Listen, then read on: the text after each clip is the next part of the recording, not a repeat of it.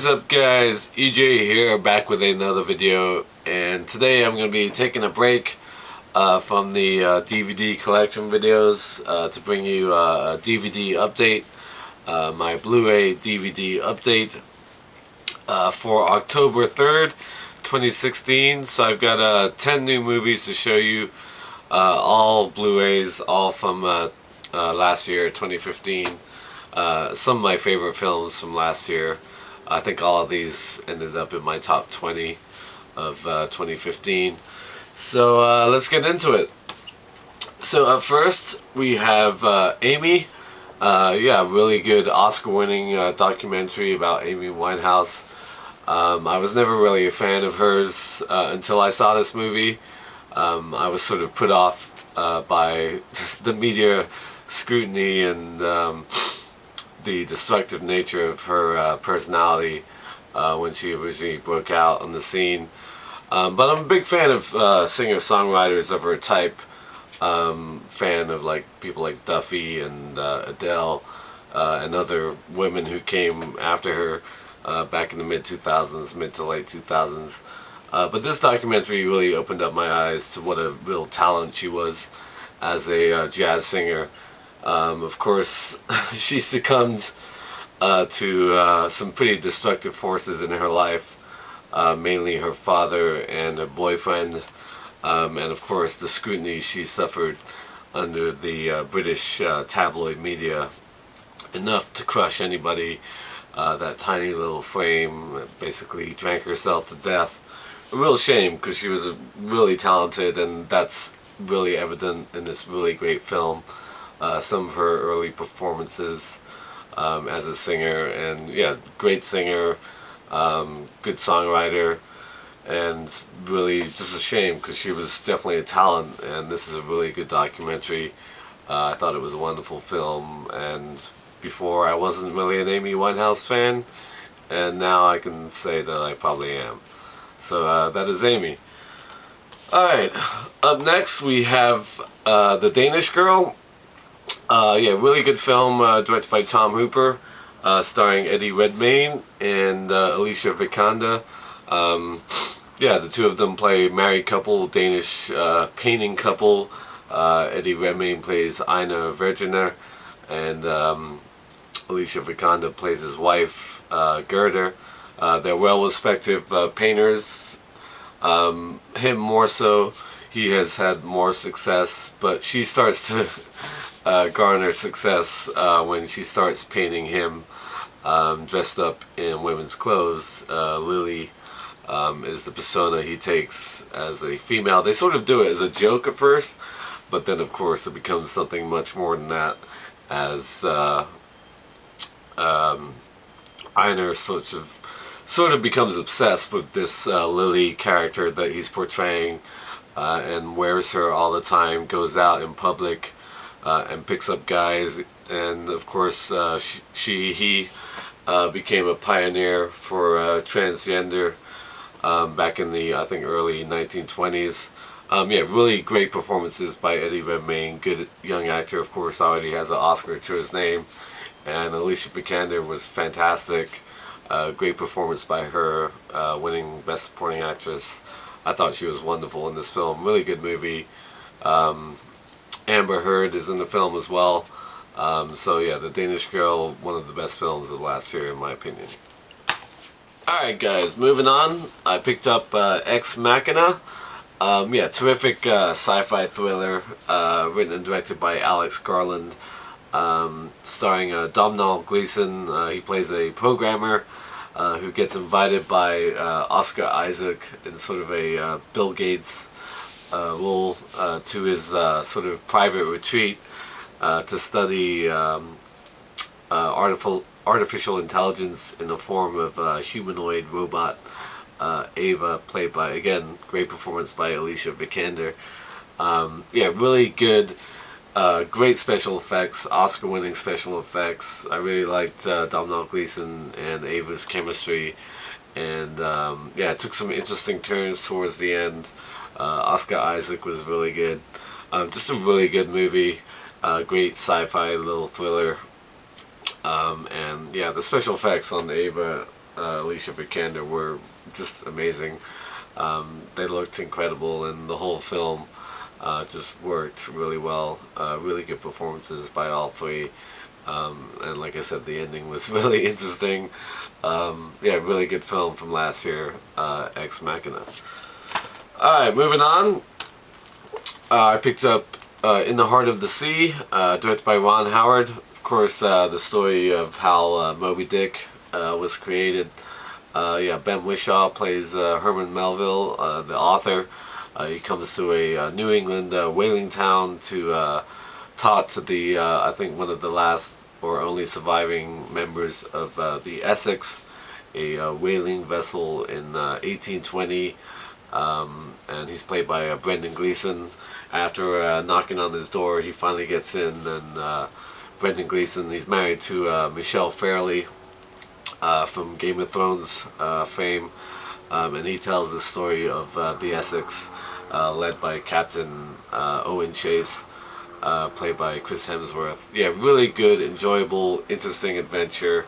I love films about sort of shipping and not exactly whaling, but films set on the ocean, like movies about pirates and stuff like Master and Commander, The Far Side of the World. So seeing those kind of adventure movies on the ocean, really interesting. Of course, Moby Dick, one of the great American classics, written by Herman Melville. Yeah, really good film, great special effects. The whale was fantastic, really kind of a badass throughout the movie. Really fun, very well told, great looking movie, directed by Ron Howard. I enjoyed it a lot. In the Heart of the Sea. Alright guys, moving on. I picked up The Martian, directed by Ridley Scott. Yeah, my second favorite film of last year. Fantastic movie. I think the best thing that Ridley Scott has made in quite a number of years, probably since Gladiator or Black Hawk Down. Fantastic performance by Matt Damon. Of course, astronaut who gets left on Mars after he's presumed dead following a storm by his crew. And then, of course, he has to figure out a way to survive in this habitat that's been left behind, and signal Earth that he's alive, and for them to come back and get him. Yeah, Jessica Chastain as the leader of the ship, the crew, Michael Pena, and then all this sort of stuff that goes on at NASA. All those characters were just fantastic, really well written, great dialogue between those people. People like Jeff Daniels, who plays the head of NASA, Chiwetel Ejiofor, Sean Bean, even Kristen Wiig, who's sort of like the head of the PR department. Really well made film, great visuals. Mars hasn't looked better in any film that I've seen that I can recall. Matt Damon's performance, sort of a castaway Tom Hanks performance, but he was fantastic, really funny. The dialogue, like I said, was just great, had some humor, great action, great visuals. I thought it was near a masterpiece. The Martian was definitely one of my favorite films of last year, and of course had to get the 3D version. Alright, moving on. I picked up yeah, Sicario, directed by Denis Villeneuve. Yeah, really good crime action thriller, starring Emily Blunt, who plays a FBI agent who gets recruited to this government drug task force, which has taken on the Mexican cartel. Josh Brolin, Benicio del Toro, wonderful performance by him. John Bernthal, the guy from The Walking Dead, is also in this film. Yeah, really well made movie. Great performance by Emily Blunt. Like I said in my collection videos I've been doing recently, I'm a big fan of her. I just think she's a great actress, and yeah, I really enjoyed her in this. And Benicio del Toro was fantastic. The ending is brilliant. Josh Brolin is always good. Really good, well-made crime thriller about the war on drugs, with some interesting scenes, some interesting twists and turns. Really tense and exciting film. Yeah, one of the best movies of last year. Sicario. Alright guys, moving on. I picked up Spotlight, written and directed by Tom McCarthy. Yeah, Oscar-winning film for Best Picture. Great movie, set in I think the mid '90s or maybe even the '80s. Of course, about a investigative team for the Boston Globe, which investigated the cover-up of child abuse within the Catholic archdiocese in the Boston area. Great cast: Michael Keaton, Mark Ruffalo, Rachel McAdams, Liev Schreiber, Stanley Tucci. Just a fantastic, well-made, brilliant film. Sort of remind me of All the President's Men, one of those great movies about newspaper reporting from the '70s. Yeah, really well-made film. It was my favorite film of the year, but it was still in my top 10. So I did like another movie more than this as far as Best Picture goes, but still a great film. Spotlight, with a terrific script and a great cast with great performances. That is Spotlight. Alright, moving on. Picked up Steve Jobs. Yeah, written by Aaron Sorkin and directed by Danny Boyle. Fantastic performance, of course, by Michael Fassbender as the iconic CEO of Apple, Steve Jobs. Yeah, this film interesting in that sort of takes place over 3 different launches by Apple at different various moments where Steve Jobs was or wasn't at the head of Apple through the '80s and up until the late '90s. Yeah, really, it really sort of goes behind the scenes prior to these launches. Kate Winslet, fantastic as his sort of PR manager, handler. She was really good. And it really goes into sort of his relationship, his rocky relationship with his wife and a estranged daughter. His wife, played by Catherine Waterston.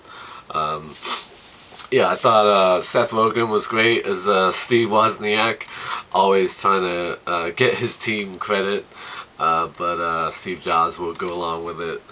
And Michael Stuhlbarg was good as well. And Jeff Daniels, again, great actor. He was really good in this as well as sort of the guy who took over when Steve Jobs initially left Apple. Yeah, really great performances again. Really good drama, interesting film. I liked it a lot better than the other Steve Jobs movie with Ashton Kutcher, Jobs. Yeah, I thought it was really well made, great biography on a very interesting person, of course, and a pioneer, obviously, in the late 21st century. Steve Jobs, great performance by Michael Fassbender, and Kate Winslet, wonderful as well. Alright guys, moving on. I picked up Straight Outta Compton, directed by F. Gary Gray, of course. Great film about the rise of NWA in the late '80s with their seminal debut album, Straight Outta Compton. Yeah, great performances by the young cast, especially, let me get his name right. The guy who played Ice Cube, of course, played by Ice Cube's son, O'Shea Jackson Jr. Of course, him as Ice Cube, Dr. Dre and Eazy, the sort of the main 3 members of NWA, and really about their rise to stardom, and sort of the infighting that that Eazy's manager, played brilliantly by Paul Giamatti, sort of caused their separation, and of course Dr. Dre going on to his solo career with Snoop Dogg and the formation of Death Row Records, all that kind of good stuff. Yeah, great music, obviously, great performances. A lot about contracts, this film, music contracts and marketing, that kind of stuff. But a really great biopic on. I'm not a huge hip hop fan, but I do have a few NWA songs on my iPod. Of course, the great ones from this album, Straight Outta Compton, from 1988. Fantastic, fantastic music and fantastic movie, with a really good cast and good performances. I liked it a lot. Straight out of Compton. Alright, moving on. Last but not least, we have The Walk, directed by Robert Zemeckis. Of course, starring Joseph Gordon-Levitt, who plays Philippe Petit. Yeah, French street performer who in 1974 hired a bunch of friends to help him realize his dream of walking across the two towers of the World Trade Center. Yeah, daring feat. Interesting idea. Of course, I have the documentary Man on Wire, about the same person, the same thing. Yeah, really good film, great visuals, really good performance by Joseph Gordon-Levitt. Charlotte Le Bon was good as his girlfriend, and the girl who sort of supports him throughout this crazy endeavor. Yeah, I wish I'd seen this on the big screen in 3D, because I bet it looked amazing, but still, great looking movie. Yeah, really fun performance by Joseph Gordon-Levitt, and yeah, just a great fun film. And of course, very sad, seeing the two towers once again. Of course, following what's happened 15 years ago, whatever it was now. Yeah, The Walk, really strong film with a great performance by Joseph Gordon-Levitt. So those are my 10 Blu-rays, all from 2015. Some really good films from last year. Some of my favorite movies of the year. Let me know what you think of these films if you've seen them. Thank you for watching as always, and I'll be back tomorrow with the next video in the DVD collection series. So check that out. So yeah, until next time, I'll see ya. Bond. James Bond.